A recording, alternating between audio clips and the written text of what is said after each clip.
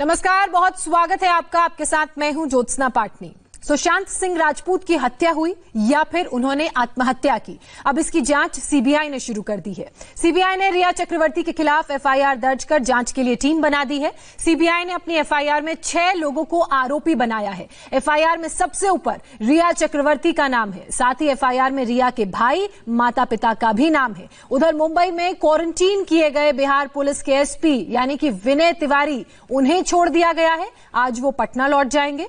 Sushant Singh Rajput case की जांच करने मुंबई पहुंचे विनय तिवारी को बीएमसी ने क्वारंटीन कर दिया था।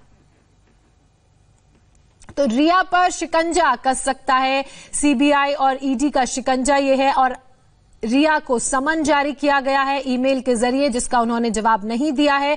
प्रॉपर्टीज को लेकर उनसे पूछताछ हो सकती है। तो वहीं दूसरी तरफ मुंबई में क्वारंटीन आईपीएस विनय तिवारी को छोड़ दिया गया है।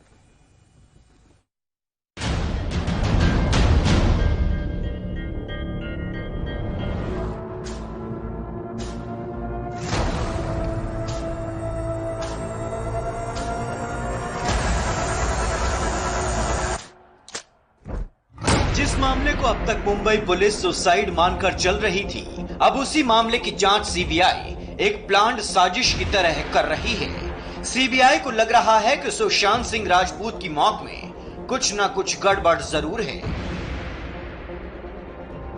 सुशांत के परिवार वाले, सुशांत के दोस्त और सुशांत के साथ काम करने वालों के संगीन आरोपों ने इस केस को नए मोड़ पर लाकर खड़ा कर दिया है। सीबीआई ने गुरुवार को केस की औपचारिक जांच शुरू कर दी। एफआईआर दर्ज हो गई है, जिसमें 6 लोगों को आरोपी बनाया गया है।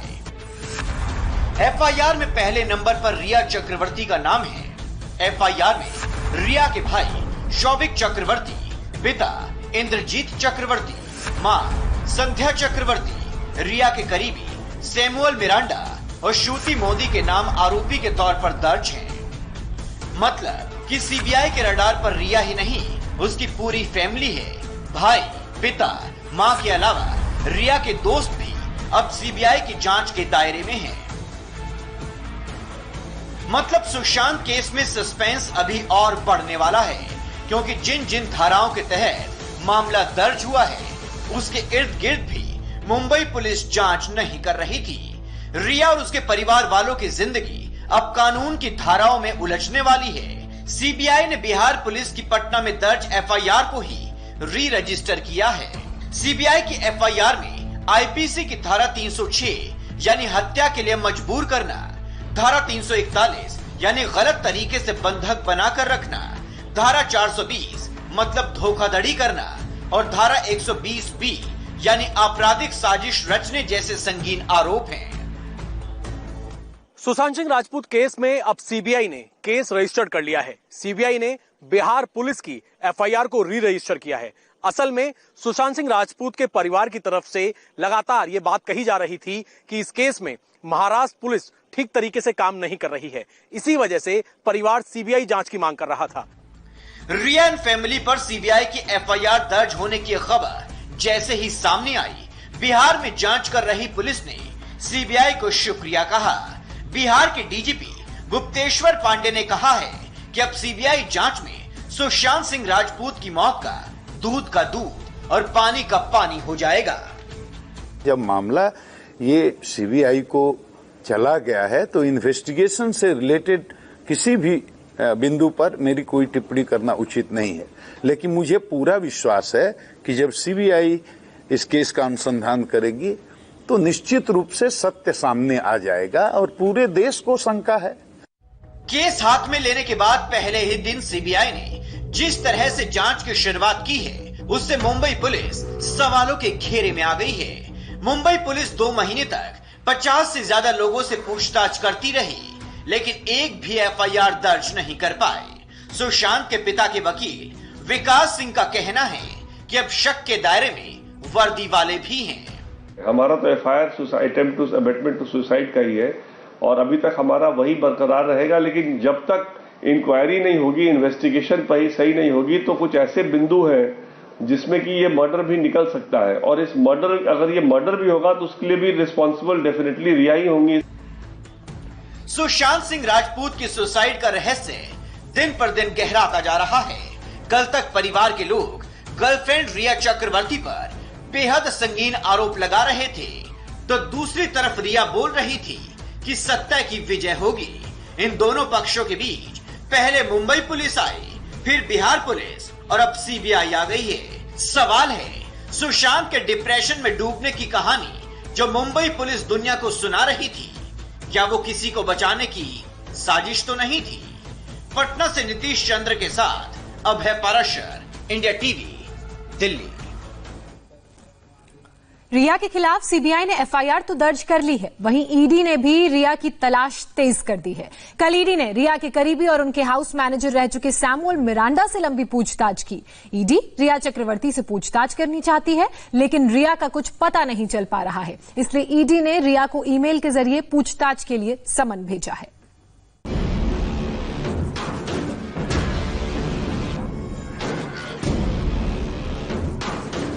रिया की जिंदगी जांच एजेंसियों के लिए भी एक पहेली बनी हुई है। बिहार पुलिस जिस तरह से, जिस रास्ते से आगे बढ़ना चाहती थी, अब केंद्रीय एजेंसियां भी उसी रास्ते पर चलने वाली हैं। सीबीआई जब दिल्ली में एफआईआर दर्ज कर रही थी, तो मुंबई में रिया की हेराफेरी की जांच हो रही थी। ईडी सुशांत के खातों से पैसे की हेराफेरी की जांच कर रही है और आज इसी सिलसिले में ईडी ने रिया को पूछताछ के लिए समन किया है। ईडी के मुताबिक उन्हें रिया चक्रवर्ती से जुड़ी 3 प्रॉपर्टी की जानकारी मिली है, जिनमें से एक रिया के नाम है जो मुंबई के खार ईस्ट में है, जबकि नवी मुंबई के उल्वे में रिया के पिता के नाम पर एक फ्लैट का पता चला है। रिया की तीसरी प्रॉपर्टी रिया के किसी दोस्त के नाम पर है। ईडी अब यही पता लगाने में जुटी है कि रिया ने यह प्रॉपर्टी किन पैसे से खरीदी और उसका सोर्स क्या है। इससे पहले रिया चक्रवर्ती के दोस्त सैमुअल मिरांडा से बुधवार को और फिर गुरुवार को कई घंटों की मैराथन पूछताछ हो चुकी है। कल रात जब सैमुअल मिरांडा पूछताछ के बाद ईडी दफ्तर से निकले, तो मीडिया के कैमरे ने उन्हें घेर लिया, लेकिन वो किसी को कोई जवाब दिए बगैर वहां से निकल गए। सुशांत सिंह के परिवार ने अपनी एफआईआर में रिया और उनके परिवार पर 15 करोड़ के गबन का आरोप लगाया है। इस एफआईआर में सैमुअल मिरांडा का भी नाम है। इसी सिलसिले में ईडी ने सैमुअल मिरांडा को दस्तावेजों के साथ पूछताछ के लिए बुलाया था, क्योंकि वो सुशांत सिंह राजपूत के हाउस मैनेजर रह चुके हैं। इससे पहले सोमवार को ईडी ने सुशांत के सीए संदीप श्रीधर से पूछताछ की थी। मंगलवार को रिया के सीए रितेश शाह से भी पूछताछ की गई थी। सुशांत की 2 कंपनियों के बारे में पता लगाने की कोशिश की गई है। इनकम टैक्स रिकॉर्ड्स के मुताबिक पिछले कुछ सालों में रिया की नेटवर्थ 10 लाख से बढ़कर 14 लाख हुई है।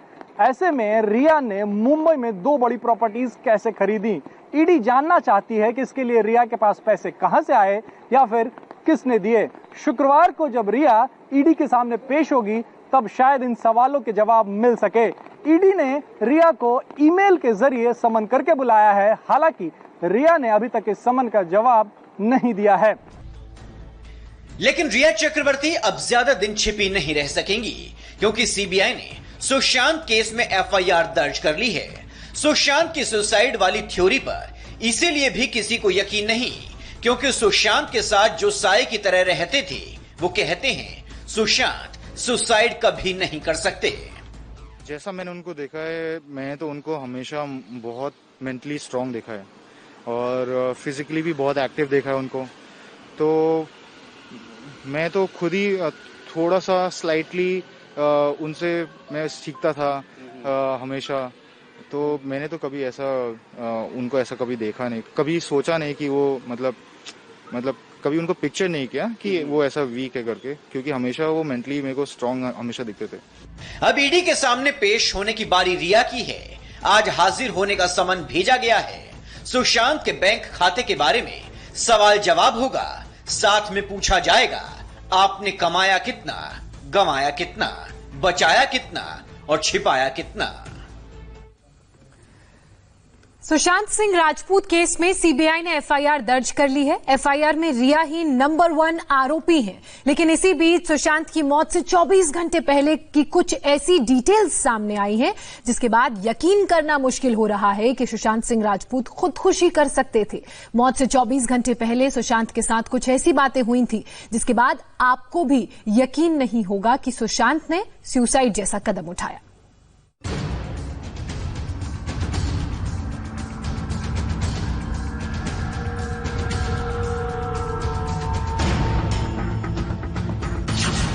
तेरह जून 2020, जगह बांद्रा में सुशांत का फ्लैट। ये तारीख सुशांत सिंह राजपूत की खुदकुशी से एक दिन पहले की तारीख है। आप जानना चाहेंगे 14 जून को अपनी मौत से पहले सुशांत अपने फ्लैट में क्या कर रहे थे। मौत से 24 घंटे पहले क्या कर रहे थे सुशांत। मौत से 24 घंटे पहले किससे हुई थी सुशांत की बात।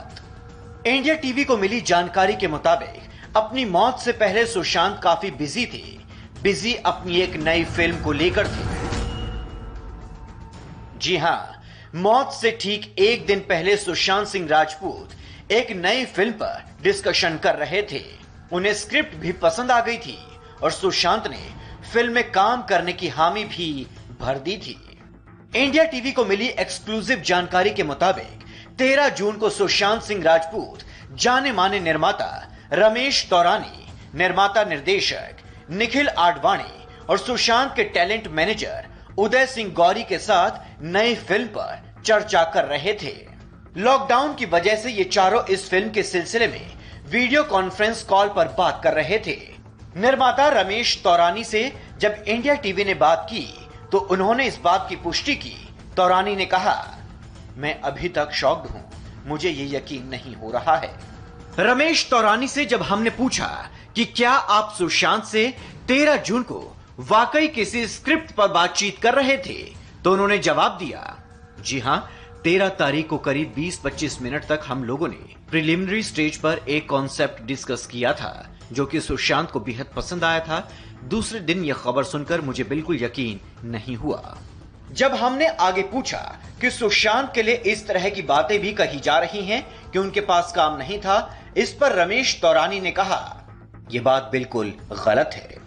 रमेश तौरानी से 13 जून को फिल्म को लेकर सुशांत से हुई बातचीत की पुष्टि के बाद हमने सुशांत के टैलेंट मैनेजर उदय सिंह गौरी से बात की, लेकिन उदय सिंह ने कुछ भी कहने से मना कर दिया। उनका कहना था कि उन्हें जो कुछ भी कहना था उन्होंने पुलिस को बता दिया है।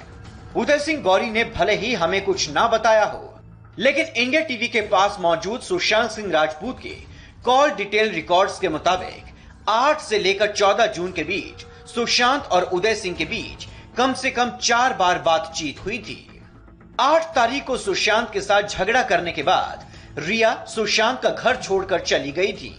इसके बाद सुशांत वापस काम करना चाहते थे, काम पर ध्यान देने की कोशिश कर रहे थे, नई स्क्रिप्ट्स पर डिस्कशन कर रहे थे।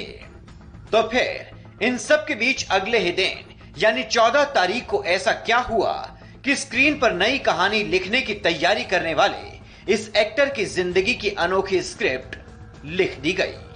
मुंबई से इंडिया टीवी के लिए जोयिता मित्रा की रिपोर्ट। तो वहीं इसी मामले में रिया के वकील ने ईडी से क्या अपील की है बताएंगे आपको एक छोटे से